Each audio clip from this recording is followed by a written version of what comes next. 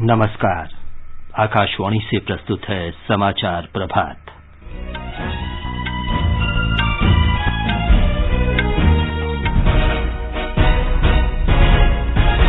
प्रधानमंत्री नरेंद्र मोदी ने जलवायु परिवर्तन और कुपोषण से निपटने के लिए 35 फसलों के उन्नत किस्म जारी किए।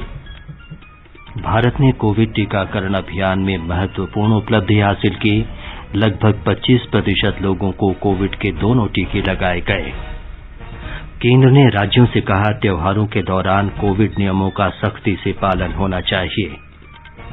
सरकार ने अंतर्राष्ट्रीय उड़ानों पर प्रतिबंध की अवधि 31 अक्टूबर तक बढ़ाई। भारत और अमेरिका ने स्वास्थ्य और जैव चिकित्सा विज्ञान में सहयोग के 2 समझौतों पर हस्ताक्षर किए। सेना ने जम्मू कश्मीर में घुसपैठ की बड़ी साजिश नाकाम की। पाकिस्तानी आतंकवादी को पकड़ा। अमेरिकी कांग्रेस की रिपोर्ट के अनुसार पाकिस्तान में कम से कम 12 विदेशी आतंकवादी संगठन। सेबी ने गोल्ड एक्सचेंज और सोशल स्टॉक एक्सचेंज को मंजूरी दी। और आईपीएल क्रिकेट में अबू धाबी में मुंबई इंडियंस ने पंजाब किंग्स को 6 विकेट से हराया।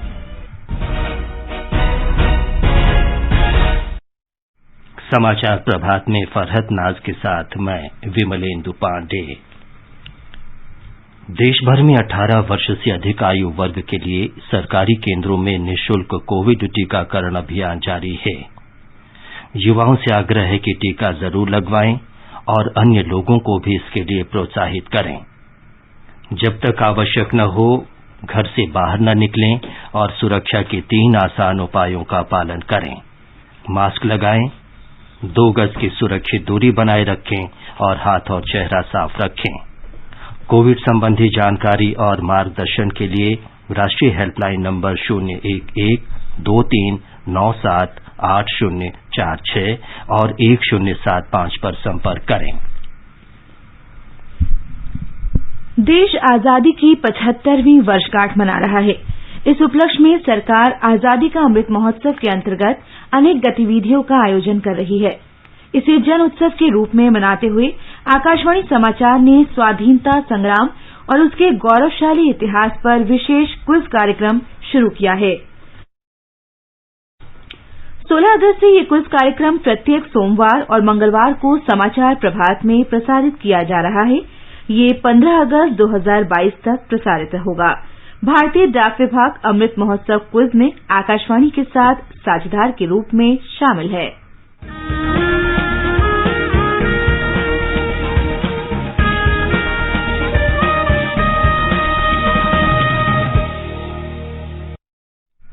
अमृत महोत्सव क्विज का कल का प्रश्न था, ईस्ट इंडिया एसोसिएशन की स्थापना किसने की थी?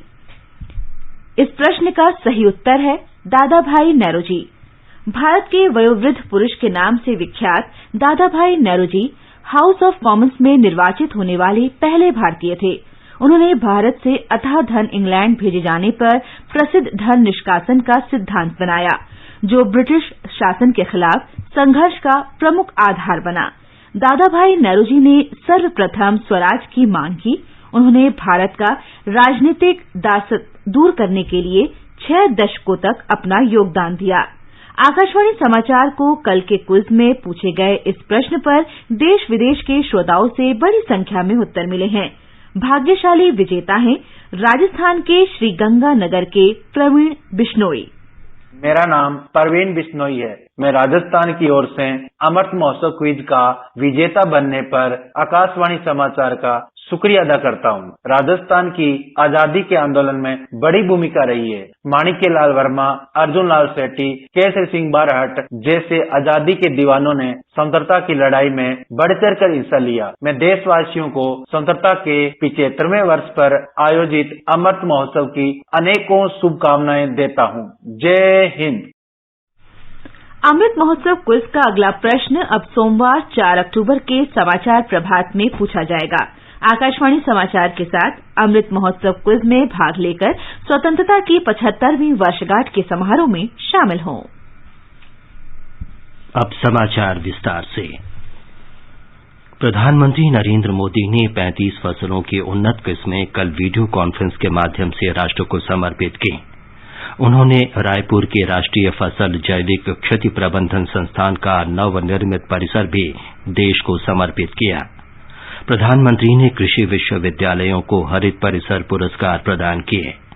श्री मोदी ने कहा कि पिछले 6-7 वर्षों में कृषि से संबंधित मुद्दों के समाधान के लिए विज्ञान और प्रौद्योगिकी का इस्तेमाल प्राथमिकता के आधार पर किया जा रहा है। भारतीय कृषि हमेशा से वैज्ञानिक रही है। कृषि और विज्ञान के इस तालमेल का निरंतर बढ़ते रहना 21वीं सदी के भारत के लिए बहुत जरूरी है। श्री मोदी ने बताया कि नई परिस्थितियों, विशेषकर जलवायु परिवर्तन के अनुकूल अधिक पोषक बीजों पर प्रमुखता से ध्यान केंद्रित किया जा रहा है। भिन्न भिन्न परिस्थितियों की वजह से किसान एक ही फसल उगाने लग गया। इस स्थिति को भी हमें मिलकर बदलना ही होगा। आज जब क्लाइमेट चेंज की चुनौती बढ़ रही है तो हमें अपने कार्यों की गति को भी बढ़ाना होगा। बीते वर्षों में इसी भावना को हमने किसानों की आय में बढ़ोतरी करने के लिए भी प्रोत्साहित किया है। प्रधानमंत्री ने बताया कि भूमि संरक्षण के लिए 11 करोड़ मृदा स्वास्थ्य कार्ड जारी किए गए हैं। श्री मोदी ने कहा कि फसलों का न्यूनतम समर्थन मूल्य बढ़ाने के अलावा खरीद प्रक्रिया में भी सुधार किया गया है ताकि किसानों को अधिक लाभ मिल सके। प्रधानमंत्री ने खेती के नए तरीकों का इस्तेमाल करने वाले किसानों से भी बातचीत की। केंद्रीय कृषि मंत्री नरेंद्र सिंह तोमर ने राष्ट्रीय मधुमक्खी बोर्ड के सक्रिय सहयोग से गुजरात सहकारी दुग्ध विपणन परिसंघ के उत्पाद अमूल शहद का शुभारंभ किया। बिक्री के लिए अमूल शहद को बाजार में उतारने के अवसर पर श्री तोमर ने छोटे किसानों की आय बढ़ाने में राष्ट्रीय मधुमक्खी और शहद मिशन के महत्व पर जोर दिया। यह मिशन देश भर में किसानों और मधुमक्खी पालकों की आय दोगुनी करने के लिए कार्य कर रहा है। ये समाचार आकाशवाणी से प्रसारित किए जा रहे हैं। माँ कब आएगा? अभी आएगा। अरे बोलो ना माँ, कब आएगा? बोला ना, अभी आ जाएगा। ये ले, आ गया कुआं। अरे कुआं नहीं माँ, हमारे घर नल से जल कब आएगा?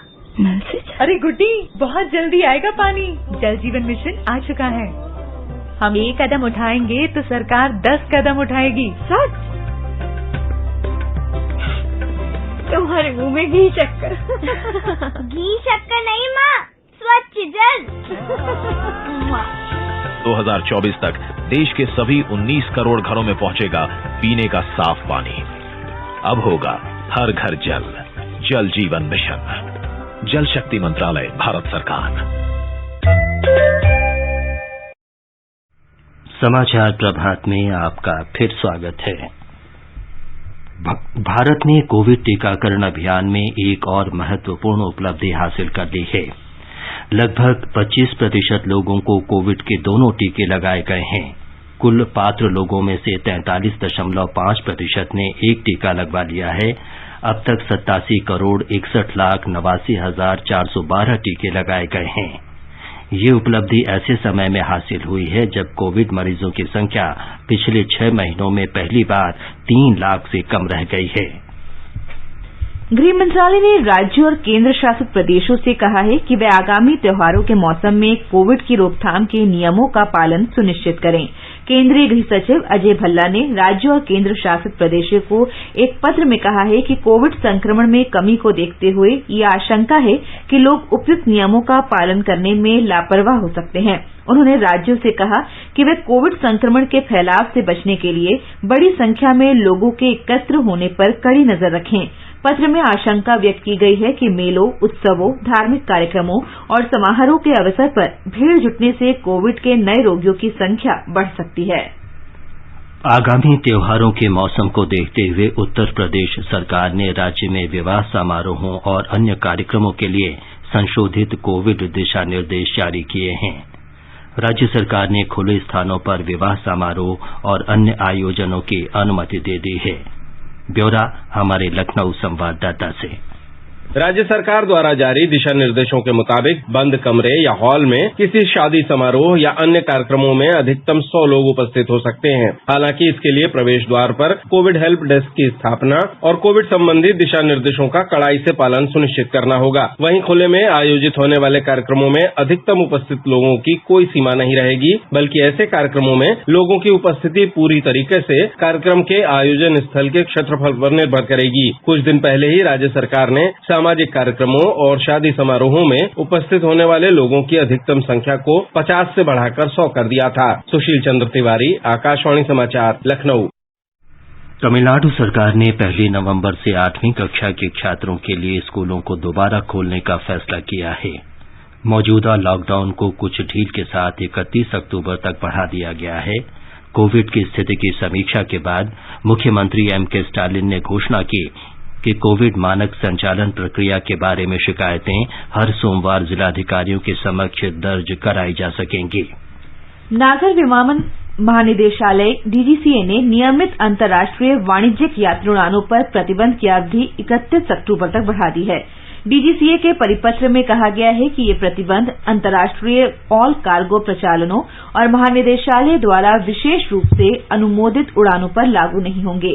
विमानन नियामक ने कहा कि सक्षम प्राधिकारी द्वारा मामले के गुण दोष के आधार पर चुने हुए मार्गों पर नियमित अंतर्राष्ट्रीय उड़ानों की अनुमति दी जा सकती है। केंद्र ने कोविड का फैलाव रोकने के लिए पिछले वर्ष 23 मार्च को अंतर्राष्ट्रीय उड़ानों पर रोक लगाई थी। भारत और अमेरिका ने 2 समझौतों पर हस्ताक्षर किए हैं। ये हैं स्वास्थ्य और जैव चिकित्सा विज्ञान के क्षेत्र में सहयोग का समझौता तथा अंतर्राष्ट्रीय उत्कृष्टता अनुसंधान केंद्र के साथ सहयोग का समझौता। कल चौथी भारत अमेरिका स्वास्थ्य वार्ता के समापन सत्र में ये समझौते किए गए। इस अवसर पर स्वास्थ्य और परिवार कल्याण मंत्री मनसुख मांडविया ने कहा कि भारत और अमेरिका वैश्विक साझेदार हैं और उन्हें वैश्विक स्वास्थ्य के क्षेत्र में सुधारों के लिए मिलकर काम करने की आवश्यकता है। और अब आगे बढ़ने से पहले एक नजर मुख्य समाचारों पर। प्रधानमंत्री नरेंद्र मोदी ने जलवायु परिवर्तन और कुपोषण से निपटने के लिए 35 फसलों की उन्नत किस्में जारी की। भारत ने कोविड टीकाकरण अभियान में महत्वपूर्ण उपलब्धि हासिल की। लगभग 25% लोगों को कोविड के दोनों टीके लगाए गए। केंद्र ने राज्यों से कहा, त्योहारों के दौरान कोविड नियमों का सख्ती से पालन होना चाहिए। सरकार ने अंतर्राष्ट्रीय उड़ानों पर प्रतिबंध की अवधि 31 अक्टूबर तक बढ़ाई। भारत और अमेरिका ने स्वास्थ्य और जैव चिकित्सा विज्ञान में सहयोग के 2 समझौतों पर हस्ताक्षर किए। सेना ने जम्मू कश्मीर में घुसपैठ की बड़ी साजिश नाकाम की। पाकिस्तानी आतंकवादी को पकड़ा।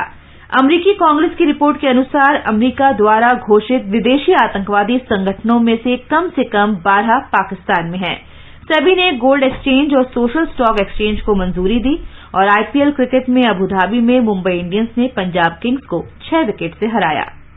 केंद्र शासित प्रदेश जम्मू कश्मीर के बारामूला जिले के उड़ी सेक्टर में नियंत्रण रेखा के पास घुसपैठियों के खिलाफ 1 सप्ताह से अधिक समय से की जा रही कार्रवाई समाप्त हो गई है। इस दौरान एक घुसपैठिए को मार गिराया गया और एक को पकड़ लिया गया।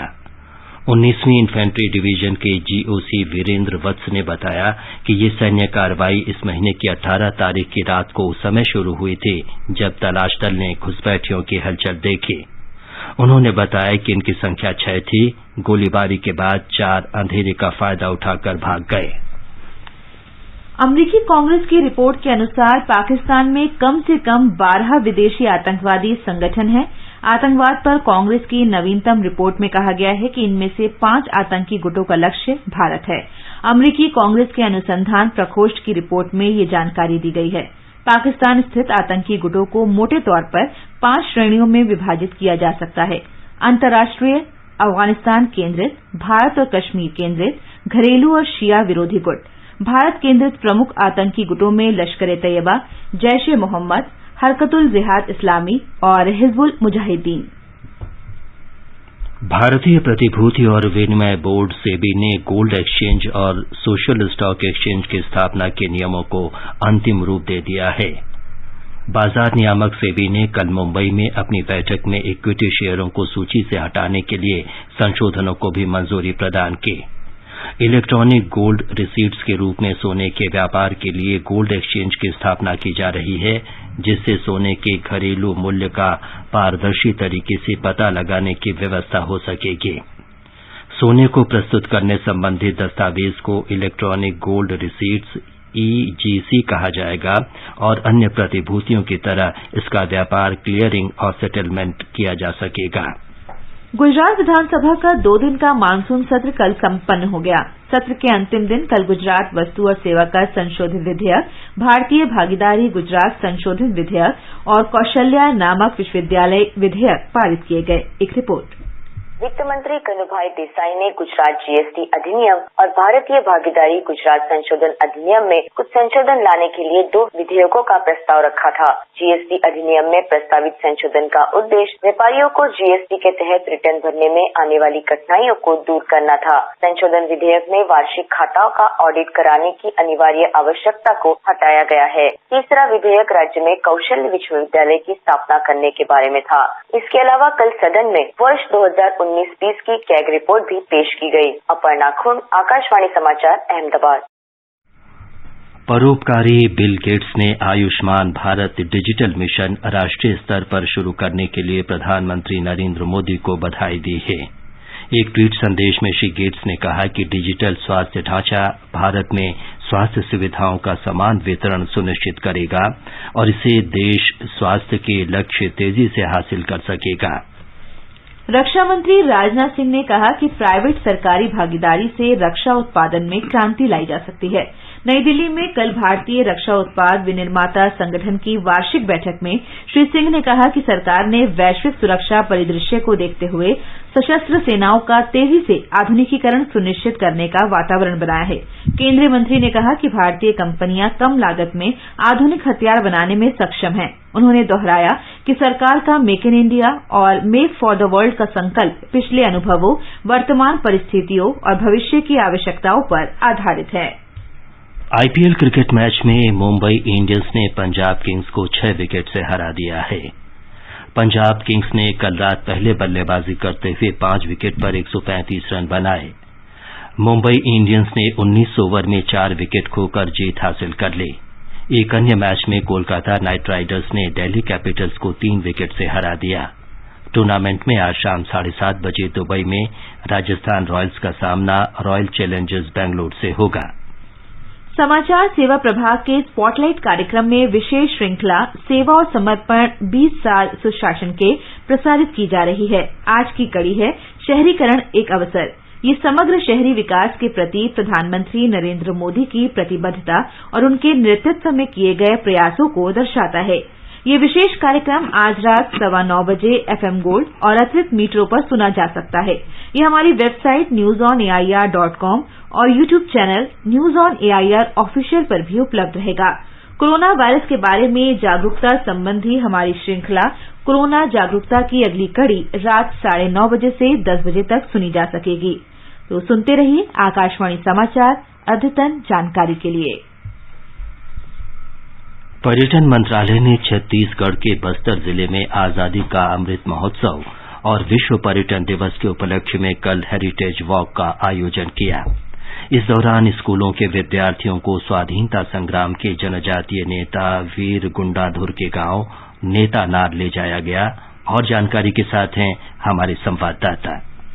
इस हेरिटेज वॉक के अंतर्गत स्कूली बच्चों ने वीर गुंडाधुर को अपनी श्रद्धांजलि अर्पित करते हुए उनके वंशजों से भी मुलाकात की। गुंडाधुर आदिवासी नेता थे और वर्ष 1910 में ब्रिटिश हुकूमत के खिलाफ हुए बस्तर विद्रोह के नायक थे। पर्यटन मंत्रालय के क्षेत्रीय निदेशक वेंकटेशन दत्तारेयन ने बताया कि आजादी के अमृत महोत्सव के दौरान ऐसे वीर सपूतों को याद कर लोगों को उनके बारे में जानकारी दी जा रही है जिन्हें इतिहास के पन्नों में समुचित स्थान नहीं मिल पाया। विकल्प शुक्ला, आकाशवाणी समाचार, रायपुर। आजादी के अमृत महोत्सव के अंतर्गत आकाशवाणी समाचार स्वतंत्रता आंदोलन से जुड़े ऐतिहासिक स्थलों पर आधारित 75 कड़ियों का कार्यक्रम निशान प्रसारित कर रहा है। परिक्रमा कार्यक्रम में आज शाम 4:45 पर इसे प्रसारित किया जाएगा।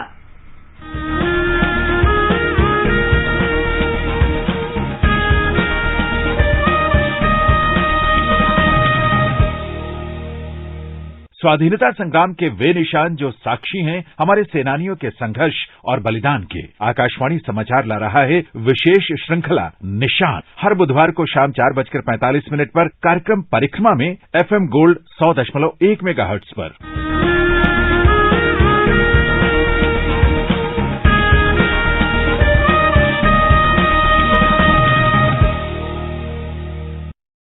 आजादी के अमृत महोत्सव के अंतर्गत आइए अब सुनते हैं आकाशवाणी की विशेष प्रस्तुति आजादी का सफर। आजादी का अमृत महोत्सव।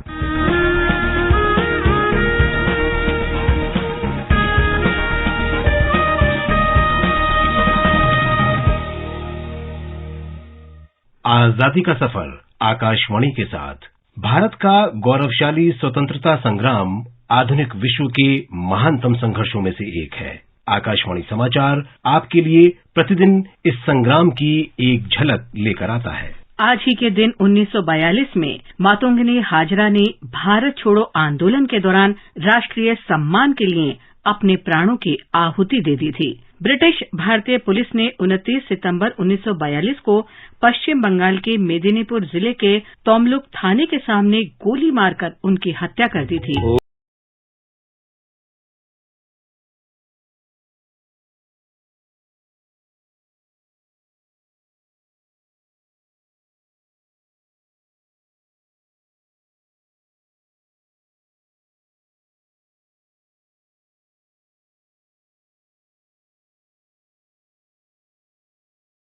उन्हें प्यार से गांधी बूढ़ी कहा जाता था, बांग्ला में जिसका अर्थ बूढ़ी महिला गांधी है। मातोंगनी हाजरा का जन्म 1869 में तोमलुक के पास होगला के एक छोटे से गांव में हुआ था। उनकी शादी बहुत कम आयु में ही हो गई थी और केवल 18 साल की उम्र में ही वे विधवा भी हो गईं। मातोंगनी हाजरा गांधीवादी दर्शन से प्रभावित होकर भारतीय स्वतंत्रता आंदोलन में सक्रिय रूप से भाग लेने लगी। उन्होंने सविनय अवज्ञा आंदोलन में भाग लिया और नमक कानून को तोड़ने के लिए उन्हें गिरफ्तार कर लिया गया। वो 6 महीने तक बहरामपुर जेल में रहीं। भारत छोड़ो आंदोलन के दौरान 73 वर्ष की उम्र में मातोंगनी हाजरा ने तोमलुक पुलिस स्टेशन पर कब्जा करने के उद्देश्य से 6000 समर्थकों के जुलूस का नेतृत्व किया। ये ब्रिटिश सरकार को उखाड़ फेंकने और एक स्वतंत्र भारतीय राज्य की स्थापना की दिशा में एक कदम था। जब जुलूस शहर के बाहरी इलाकों में पहुंचा तो पुलिस ने उन्हें रुकने का आदेश दिया और मातोंगनी जैसे ही आगे बढ़ी उन्हें गोली मार दी गई। 73 वर्षीय मातोंगनी हाजरा पर 3 गोलियां चलाई गईं। हर गोली के साथ वंदे मातरम के नारे की उनकी आवाज तेज होती गई और हाथ में पकड़ा तिरंगा भी ऊंचा होता गया। तिरंगे को ऊंचा लहराते हुए उन्होंने प्राण त्याग दिए। समानांतर तोमलुक सरकार ने देश के लिए मातोंगनी हाजरा की शहादत की प्रशंसा करके खुले तौर पर विद्रोह को उकसाया और गांधी जी के अनुरोध पर 1944 में खत्म होने तक विद्रोह को 2 और वर्षों तक जारी रखा। 1977 में स्वतंत्रता के बाद मातोंगनी हाजरा की प्रतिमा कोलकाता में लगाई गई थी। स्वतंत्र भारत में कोलकाता में स्थापित किसी महिला की ये पहली प्रतिमा थी। उनकी प्रतिमा अब भी तोमलुक में उसी स्थान पर स्थापित है जहां उनकी हत्या की गई थी। इसी दिन एक घटना और हुई जिसने भारतीय प्रवासियों की परिस्थितियों को आकार दिया। जापानी जहाज कामागाटामारू 165 भारतीय यात्रियों को लेकर कनाडा से कलकत्ता पहुंचा। इनमें से ज्यादातर पंजाब प्रांत के थे। कनाडा ने जहाज को बंदरगाह पर खड़ा करने की अनुमति नहीं दी थी। 27 सितंबर को कलकत्ता पहुंचने पर ब्रिटिश बंदूकधारियों ने बंदरगाह में जहाज को प्रवेश करने से रोक दिया। यात्रियों के साथ कानून तोड़ने वालों और राजनीतिक आंदोलनकारियों की तरह व्यवहार किया गया था। नेताओं को पकड़ने के लिए पुलिस के जहाज में प्रवेश करते ही विरोध शुरू हो गया। 19 यात्रियों की गोली मारकर हत्या कर दी गई और बाकी को कैद कर लिया गया। भारतीय समूहों ने कामागाटामारू की घटना को कनाडा के आव्रजन कानूनों में विसंगतियों को उजागर करने के लिए इस्तेमाल किया। इसके अलावा भारतीय क्रांतिकारी संगठन गदर पार्टी ने समर्थन जुटाने के लिए उत्तेजना और जुनून पैदा किया था। 1914 में कैलिफोर्निया में और भारतीय प्रवासियों की कई बैठकों में बरकतुल्ला, तारकनाथ दास और सोहन सिंह सहित गदर पार्टी के प्रमुख सदस्यों ने इस घटना का इस्तेमाल गदर आंदोलन के लिए लोगों को जुटाने के वास्ते किया। इसके साथ ही आजादी का सफर आकाशवाणी समाचार के संग श्रृंखला का ये अंक समाप्त हुआ। मिलते हैं कल अगली कड़ी में।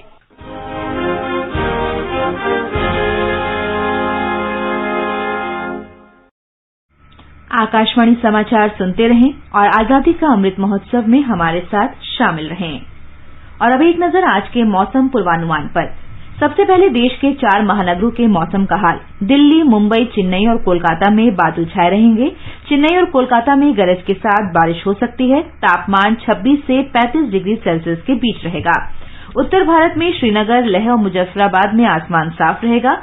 जम्मू और गिलगित में आंशिक रूप से बादल छाए रहेंगे। तापमान 5 से 34 डिग्री सेल्सियस के बीच रहने का अनुमान है। देश के पूर्वोत्तर क्षेत्र गुवाहाटी, इम्फाल, शिलांग, कोहिमा, आइजॉल, ईटानगर और गंगटोक में बादल छाए रहेंगे। वर्षा होने का अनुमान है। न्यूनतम तापमान 16 डिग्री सेल्सियस और अधिकतम 33 डिग्री सेल्सियस के आसपास रहने के आसार हैं। दक्षिण भारत के विशाखापट्टनम, बंगलौर और तिरुवनंतपुरम में सामान्य रूप से बादल छाए रहेंगे। 1 या 2 बार गरज के साथ बूंदाबांदी हो सकती है। तापमान 20 डिग्री सेल्सियस से लेकर 32 डिग्री सेल्सियस के बीच रहेगा। ये समाचार हमारी वेबसाइट newsonair.gov.in/hindi पर भी उपलब्ध हैं। फरहत, अब बताएं कि आज के समाचार पत्रों में क्या विशेष है। जी विमलेंदु, पंजाब में कांग्रेस पार्टी में राजनीतिक संकट अखबारों की बड़ी खबर है। राजस्थान पत्रिका की सुर्खी है, कलह के चौराहे पर कांग्रेस। चन्नी मंत्रिमंडल विस्तार से नाराज प्रदेश कांग्रेस अध्यक्ष सिद्धू ने दिया इस्तीफा। हिन्दुस्तान सुखद शीर्षक से लिखता है, 6.5 महीने बाद 20,000 से कम संक्रमित। देश में कोरोना संक्रमण से एक दिन में 179 लोगों की मौत, 193 दिन में सबसे कम। दैनिक जागरण लिखता है, कोरोना से मौत पर 50-50 हजार रुपए देने का आदेश। केंद्रीय गृह मंत्रालय ने सभी राज्यों के मुख्य सचिवों को लिखा पत्र। राज्य आपदा प्रबंधन कोष से अनुग्रह राशि देने को कहा। राजस्थान पत्रिका ने उच्चतम न्यायालय के हवाले से लिखा है, दिव्यांगजनों के लिए पदोन्नति में आरक्षण का आदेश 4 माह में लागू करें। केंद्र ने मांगा था अदालत के फैसले पर स्पष्टीकरण। उधर पटाखों पर प्रतिबंध के बावजूद धार्मिक पर्व और शादी समारोह में इसके इस्तेमाल को लेकर सुप्रीम कोर्ट की नाराजगी को नवभारत टाइम्स ने सुर्खी दी है। सुप्रीम कोर्ट बोला, जीवन से नहीं खेलने देंगे। आतंकवाद पर अमरीकी संसद की ताजा रिपोर्ट के हवाले से अमर उजाला की सुर्खी है, 12 विदेशी आतंकी गुटों का घर है पाकिस्तान। लश्कर-ए-तैयबा और जैश-ए-मोहम्मद जैसे 5 गुट भारत विरोधी। राष्ट्रीय आपदा प्रबंधन प्राधिकरण के स्थापना दिवस पर गृहमंत्री अमित शाह का बयान लोकसत्य के मुख्य पृष्ठ पर है। शीर्षक है, 1 लाख आपदा मित्र बनाएगी सरकार। योजना के तहत 350 जिलों के युवाओं को दिया जाएगा विशेष प्रशिक्षण। अंत में मुख्य समाचार एक बार फिर। प्रधानमंत्री नरेंद्र मोदी ने जलवायु परिवर्तन और कुपोषण से निपटने के लिए 35 फसलों के उन्नत किस्म जारी की। भारत ने कोविड टीकाकरण अभियान में महत्वपूर्ण उपलब्धि हासिल की। लगभग 25% लोगों को कोविड के दोनों टीके लगाए गए। केंद्र ने राज्यों से कहा, त्योहारों के दौरान कोविड नियमों का सख्ती से पालन होना चाहिए। सरकार ने अंतर्राष्ट्रीय उड़ानों पर प्रतिबंध की अवधि 31 अक्टूबर तक बढ़ाई। भारत और अमेरिका ने स्वास्थ्य और जैव चिकित्सा विज्ञान में सहयोग के 2 समझौतों पर हस्ताक्षर किए। सेना ने जम्मू कश्मीर में घुसपैठ की बड़ी साजिश नाकाम की। पाकिस्तानी आतंकवादी को पकड़ा। अमेरिकी कांग्रेस की रिपोर्ट के अनुसार अमेरिका द्वारा घोषित विदेशी आतंकवादी संगठनों में कम से कम 12 पाकिस्तान में। और सेबी ने गोल्ड एक्सचेंज और सोशल स्टॉक एक्सचेंज को मंजूरी दी। आईपीएल क्रिकेट में अबू धाबी में मुंबई इंडियंस ने पंजाब किंग्स को 6 विकेट से हराया। इसके साथ ही समाचार प्रभात का ये अंक समाप्त हुआ। नमस्कार।